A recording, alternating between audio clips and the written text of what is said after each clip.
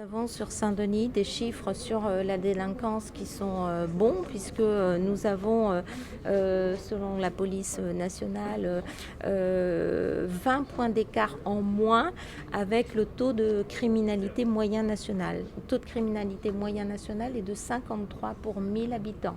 À Saint-Denis, nous avons 20 points de moins, donc ce qui est un chiffre très bon. Ceci dit, on est très volontaire et ambitieux sur l'apaisement. Vous savez, ça fait partie de notre projet.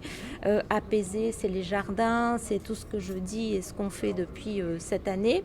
Et nous allons travailler, c'est l'objet de la convention, avec une coopération resserrée avec la police nationale et la justice pour mettre effectivement plus de moyens en termes d'efficience sur nos actions. Ça veut dire quoi ?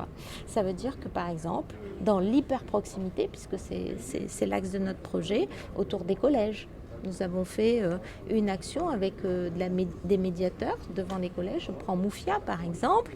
Nous faisons ça ensemble et autour de la table, vous avez le tissu associatif, la police nationale, la police municipale, le conseil départemental, tous les acteurs qui sont utiles pour ne pas aborder que sur l'aspect sécuritaire.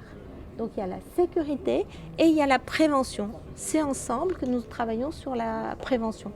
Je prends un autre exemple, ça peut être sur un quartier, que je ne vais pas dire là parce qu'il ne faut pas stigmatiser les quartiers. Sur un quartier, nous associons les deux polices, nous discutons pour voir nous analysons quel est le problème. Si c'est un problème autour de l'éducation ou de la jeunesse, nous mettons en place des dispositifs. La ville a des dispositifs parcours jeunesse, accompagnement à l'emploi. L'État met des dispositifs de cohésion sociale et avec les deux polices, nous travaillons sur l'aspect social et sur l'aspect sécurité. Voilà ce que nous faisons, c'est très innovant et ça va porter ses fruits. Et est-ce qu'il y a des actions, des dispositifs qui sont mis en place pour améliorer les relations entre les jeunes, parfois de certains quartiers justement, avec la police Oui, vous savez, la police municipale, par exemple, est beaucoup dans la médiation avec les jeunes, où le travail associatif des quartiers permet la médiation.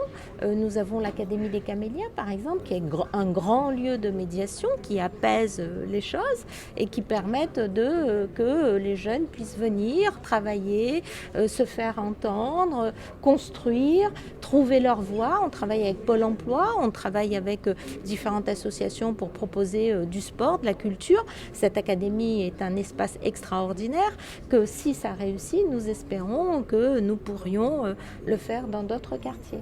Et aujourd'hui, ce partenariat, justement, est-ce qu'il inclut aussi les associations de quartier, les maisons de quartier ? Pas dans la convention, mais dans l'action, absolument. C'est comme ça que nous travaillons, associer la police nationale, police municipale, qui échangent pour analyser la situation, qui du coup après travaille avec des dispositifs de quartier, de la ville, politique de la ville. Tout ça mis ensemble, on fait de la prévention et quand ça ne marche pas la prévention, on passe à la sanction et avec des moyens que nous avons, je reviens, 54 caméras, 20 SVP, une quarantaine de policiers, enfin voilà, tout ça mis ensemble et des gros budgets associatifs. Ce nombre de caméras, il va être augmenté ou pas ? Parce qu'en fait, 54, il y a quand même des petites zones encore sur le centre-ville de Saint-Denis qui ne sont pas tout à fait couvertes. Oui, il y aura un projet sur, je pense, au téléphérique. Donc, par exemple, autour du téléphérique, il y aura des caméras supplémentaires. Merci Madame la Ministre. Oui, c'est un moment important pour Madame la maire de Saint-Denis, Monsieur le procureur de la République et le préfet de la Réunion, de reconduire et de renforcer ce travail de coopération entre police nationale et police municipale. On le fait pour une période de 3 ans. On s'appuie sur vraiment une densification des actions de coopération entre les deux polices au cours de ces dernières années. L'apprentissage aussi, je dirais, du travail de fond qui a été mené au titre de la sécurité du quotidien dans ce qu'on appelle les GPO, qui sont des groupes de partenariat opérationnel qui ne mobilisent pas simplement la police nationale et la police municipale, mais nombre d'acteurs pour résoudre un problème là où il a été identifié et de s'accorder sur un laps de temps très court pour trouver des solutions aux problèmes en question. Donc c'est tout ça, je dirais, qu'on veut ancrer dans la durée, gravé dans le marbre, et ces engagements donc sont pris pour 3 ans en liaison avec la maire et le procureur de la République. Et la maire de Saint-Denis, cette convention est la preuve qu'en matière de lutte contre l'insécurité, il y a un travail en coproduction.